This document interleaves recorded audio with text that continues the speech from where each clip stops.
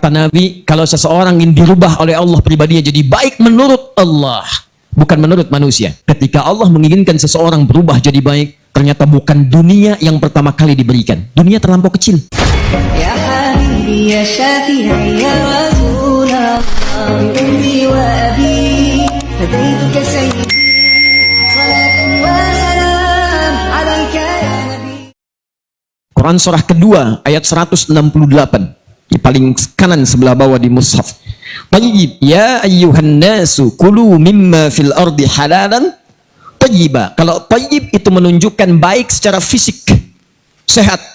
Makanya kalau cari makan, cari yang menyehatkan, membuat fisik kita kuat. Jangan semua yang diinginkan mesti dimakan. Jangan semua yang diinginkan dikonsumsi. Cari yang menyehatkan, tayyib, fisiknya supaya kuat dan sehat. Tapi kadang-kadang ada orang yang fisiknya kuat, sehat, tapi pikirannya kurang baik, sifatnya kurang mulia, sikapnya kurang bagus. Kan ada yang namanya tayyib, tapi 2 kali puasa, 2 kali lebaran nggak pulang-pulang dia. Ya. Padahal sehat. Ya. Nah, kalau ingin merubah sifatnya, sehingga dari sifat ini muncul sikap yang baik, maka ada nama yang kedua disebut dengan khair namanya. Khair. Quran surah ketiga Ali Imran ayat 110. Paling kiri sebelah atas di mushaf. Khair. Kuntum khaira ummah. Kata Allah, kalian itu umat terbaik. Anda bayangkan, Nabi Muhammad SAW diutus, itu bukan di Persia yang sudah maju. Bukan di Romawi yang sudah jadi imperium. Luas, banyak kemajuannya, hebat pengetahuannya tinggi. Tapi Nabi diutus di tengah-tengahnya yang terhimpit. Tengah-tengah dunia, terbelakang, jauh dari peradaban, tidak punya teknologi, sikap-sikap buruk semua. Diutus di situ. Begitu diutus, risalah dikumpulkan oleh Nabi, diajarkan risalah Islam, bertransformasi dari yang tertinggal jahiliyah menjadi khaira ummah. Jadi kalau dulu ada orang paling buruk, sekarang nampak jadi paling baik di muka bumi. Kalau ada orang paling pendusta, jahiliyah sudah banyak. Makanya kalau ada pembohong sekarang, dia telat, keduluan sama orang dulu. Dan jahiliyah mau berubah, seburuk-buruknya jahiliyah, dari pendusta jadi orang paling jujur. Seburuk-buruknya dulu orang sombong, yang sombong banyak.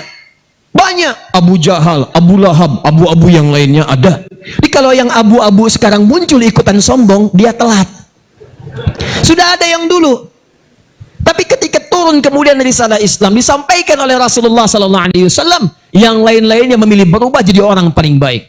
Maka turunlah kalimat Nabi disampaikan, man yuridillahu bihi khaira. Jika seseorang diinginkan oleh Allah berubah sifatnya jadi baik. Yang dulunya maaf sekali kasar jadi lembut. Yang dulunya banyak dengan kemaksiatan berubah jadi lebih baik. Kata Nabi, kalau seseorang ingin dirubah oleh Allah pribadinya jadi baik menurut Allah, bukan menurut manusia. Anda boleh disebut oleh orang Semarang paling baik, tapi mohon maaf, di Jawa Barat belum tentu mengenal Anda. Se-Jawa menyebut Anda baik, di Papua belum tentu bermimpi melihat Anda. Se-Indonesia menyebut Anda baik, Malaysia belum tentu melihat Anda. Tapi kalau Allah mengatakan Anda adalah orang baik, maka semuka langit dan bumi akan mengatakan Anda yang terbaik. Dan tahukah Anda, ketika Allah menginginkan seseorang berubah jadi baik, ternyata bukan dunia yang pertama kali diberikan. Dunia terlampau kecil. Kata Nabi, yufaqihu fiddin. Maka orang itu akan diberikan dorongan dalam jiwanya, diringankan langkah kakinya, dilembutkan hatinya untuk mau datang ke majlis-majlis ilmu, mempelajari dan mendalami urusan agamanya. Maka saya berikan ucapan selamat kepada Anda sekalian di malam hari ini. Dari sekian banyak hamba Allah yang bertebaran di seluruh wilayah-wilayah dekat kita ini, ternyata Anda yang dipilih oleh Allah Subhanahu wa taala. Dilembutkan hatinya, diringankan langkahnya. Demi Allah saya katakan, saya tidak kenal siapa Anda. Saya belum pernah melihat Anda sebelumnya. Kalau tidak Anda diringankan oleh Allah, demi Allah untuk apa Anda datang sini? Maka saya katakan, selamat, Allah telah menginginkan Anda berubah menjadi orang baik, dan dengan itu pertahankan kebaikan ini. Jangan kadang Allah naikkan, Anda turunkan. Ini yang keliru. Allah sudah naikkan iman kita, tapi kadang manusianya yang menurunkan lagi. Saya ambil contoh begini. Mana yang paling bagus, sholat berjamaah atau sholat sendirian? Berjamaah. Mana yang paling bagus, berjamaah di masjid atau di luar masjid? Masjid. Misal, antum subuh sudah ke masjid, sholatnya berjamaah. Di masjid itu bukan yang biasa-biasa, baru datang ke masjid nih, baru nyampe masjid nih, baru tiba, itu kata Nabi di hadis Muslim disebutkan sudah mendapatkan 25 kebaikan. Baru nyampe 25. Jarak satu keduanya, ma baina darajataini khamsumi'ati sanatin, 500 tahun. Dua ketiganya 500 tahun. Tiga keempat 500 tahun. Masuk kaki kanan baca doa, tambahkan lagi pahala. Diniatkan i'tikaf kata Imam An-Nawawi dalam kitabnya At-Tibyan, dapat lagi pahala. Duduk kemudian sebelumnya tahiyatul masjid, pahala lagi. Tilawah, pahala lagi. Salat zikir, pahala. Sampai pulang, pahala lagi. Demi Allah saya katakan teman-teman sekalian, antum sudah sholat di masjid, sholatnya berjamaah, subuh sudah Allah angkat ke level tertinggi. Kenapa zuhurnya antum turunkan lagi? Tiba-tiba zuhurnya antum sholat sendirian. Sudah enggak ke masjid, tidak berjamaah, sholatnya sendirian. Dikala Allah sudah naikkan, kenapa antum turunkan? Nah, ini kadang-kadang hal yang terlihat ringan, tapi sesungguhnya besar dalam pandangan Allah Subhanahu wa Ta'ala. Jadi saya ingin memulai dengan mengucapkan selamat dulu. Mudah-mudahan ini adalah awal perbaikan dalam kehidupan kita, dan insya Allah sepulang dari sini kita insya Allah akan menjadi hamba yang terbaik dalam pandangan Allah Subhanahu wa Ta'ala.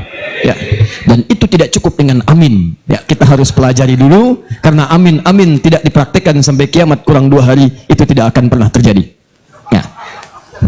Tapi minimal yang sebelah sini saya lihat wajahnya sudah semakin bercahaya. Ya, Masya Allah, kena pantulan lampu.